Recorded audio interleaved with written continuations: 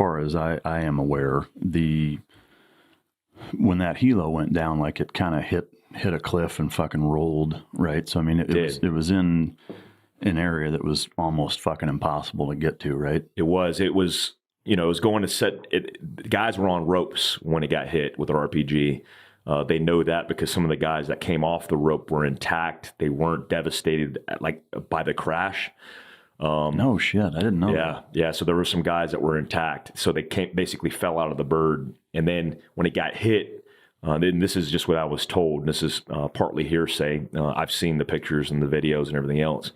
But then he attempted to gain elevation and set it down on a ridge line, clipped the top of the ridge line, and then it crashed in the side of the mountain and then rolled all the way down. So there were guys suspended from the Hilo when it got hit. Yep. So what did they fall off of the rope then, or how? Yeah, that's what they think, because they had ropes out, and some of the guys fell off the rope right as it was hit with an RPG, a lone RPG gunner. Yeah. Man, I did not know that. Yeah. That is some wild shit. After that, the following, how many months were you in country after that?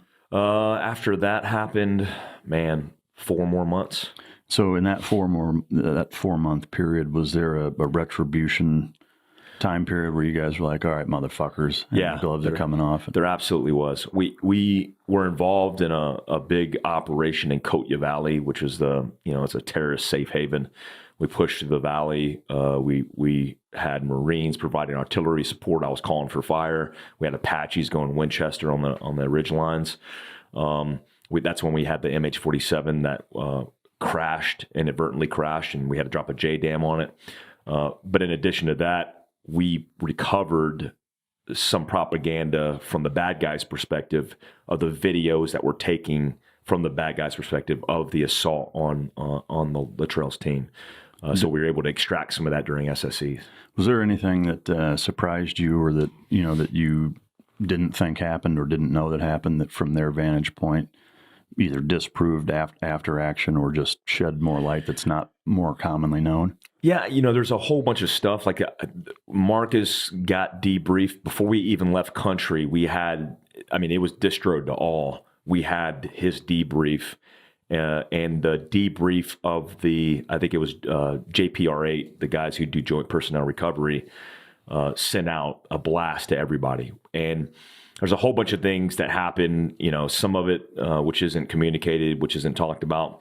But I think, if I thought about something that stood out the most, our company was tasked with doing that operation. We had a Hilo team that was in Asadabad. It was 6-4, which is 364, which is our Halo team in our company, a part of Third Group company. And I was on 366, the mountain team. The sergeant, or the team sergeant of that detachment, turned down that op, and it was with 12 guys, and said, "Hey, we're not gonna do this op. There's too many people in there." And obviously, as the story goes, SDV Team 10 went in there with 4 guys. And, I don't ever want to be in a position to criticize guys that aren't here. It was a bad situation to begin with, because you had a whole bunch of guys. And reconnaissance, I grew up in recce. That's really what I did my entire career, was special reconnaissance. And I just get sick thinking about those men, Mike Murphy and Dietz and all those guys fighting for their lives in that circumstance, getting overwhelmed. And I think a whole bunch of mistakes were made on all ends that need to be talked about in the right context, which probably isn't even this conversation, to help military decision makers and tactical guys on the ground to not make those mistakes in the future.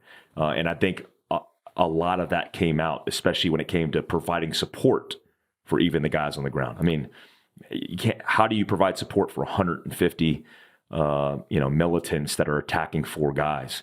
There needs to be something on paper and then in the air. Yeah. And a lot of those mechanisms weren't in place. Do you think that the Department of Defense has done an adequate job of reducing that to a lessons learned and distributing it so that those mistakes aren't made? No, not at all. Oh, that's good news. Yeah, there's not a lot of crosstalk. I mean, I teach my guys as much as I know, and I've done that since that incident happened. But there's, it's so bizarre to me because SEAL Team 10 was right next door to us. There was no cross communication between Camp Vance and SEAL Team 10 right down the road, and what we were doing and operating on. I didn't experience that until later in war when we started doing joint operations. But it's like even the QRF was a hodgepodge of people that they could gather. They were like, hey, you're in the Army. You want to go on this QRF? Hey, it should have been designated. Yeah. So, there's a whole bunch of lessons learned. Marcus outlined a lot of those in the book and the conversations that he's had thus. But I think we need to always do a better job at talking about even the worst circumstances to better our chances in survival. Yeah.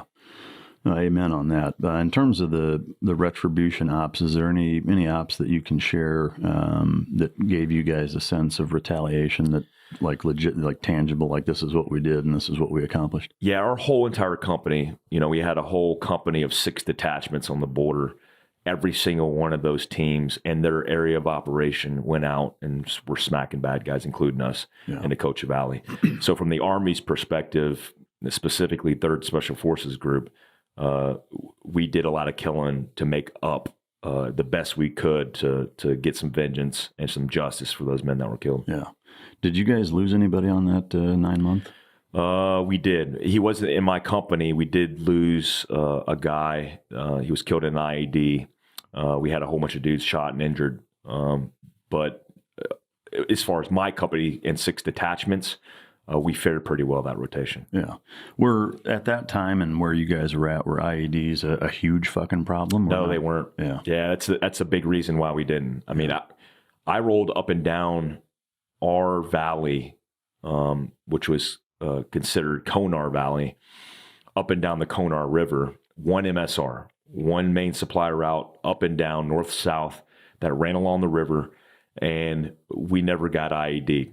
And the reason we didn't is because the TTP wasn't implemented in that AO during that time period. And we got lucky. I was driving around in an open, cut, and fabricated Land Rover. No shit. Yeah, Defender 110 that was cut and fabricated for operating in that terrain because we couldn't have a Hummer that was up-armored Humvee because we couldn't cross bridges. It was too damn heavy. Do you wish you had a Toyota Land Rover in that environment? I wish I had anything Toyota in that environment. Those Hiluxes are badass. Hiluxes are amazing. I don't know why they don't fucking sell them here. It drives me nuts. Some of our sister teams were rolling Hiluxes because of the mountains and what we were surrounded by. We couldn't get guns up, and so we just cut off the roof of our Defender 110s. And, the Land Rovers are great, but they're just pieces of shit. And so we had constantly work on them. But, yeah, man, if we could have had Land Cruisers there, it would have been a game changer for us. So Land Rover and in that AO are the best pieces of shit out there. Is that what you're saying? Yeah, the best we had, the best shit we had. Yeah. All right, so you come back off of that deployment, and then you did, was it 3 more? So I did. So I came off that deployment, immediately went to Iraq in 06, went to Iraq in 07, went to Iraq in 08, went to Iraq in 09, back to Afghanistan in 10, and then Libya in 11, 12. Jesus Christ. So you barely did anything then? Barely. Yeah. Barely. If you could, what is the simplest way to contrast Afghanistan to Iraq from a special operations standpoint in how we operate? I would say, Iraq's an urban clusterfuck. It's just a big urban sprawl that has sparse rural environments where you can get lucky in a safe house and kill a whole bunch of bad guys. But it's congested and can be a nightmare for close quarters combat and war versus Afghanistan, which is really tribal, really rural, and you could end up in instances fighting in terrain that you're not prepared for. Yeah. I mean, I've landed on ridge lines in Afghanistan where after the helicopter landed and we looked up, it's like a vertical, incline. And you're like, how am I even I can't even crawl up this thing, and let alone I'm in kit. So the contrast in kit and mission planning and how you operate in that terrain, completely different. Do you see one as being more dangerous, or if you had to pick, like I'd rather operate here than there? Is there one, or they just both fucking have their own set of circumstances? Yeah, I think they're both dangerous in their their special ways. I would say in an urban environment, like I did a lot of fighting in Solder City, and going, breaching through the wall in Solder City, which was surrounded by a wall at the time that I was there, was like going into a war game. Yeah. It's like, hey, we're initiating, and it's like, here we go, let's kick it off. Versus in rural environments in Afghanistan, you never know what you're going to get. I mean, it was truly, my trips to Afghanistan were truly the Wild West. Yeah.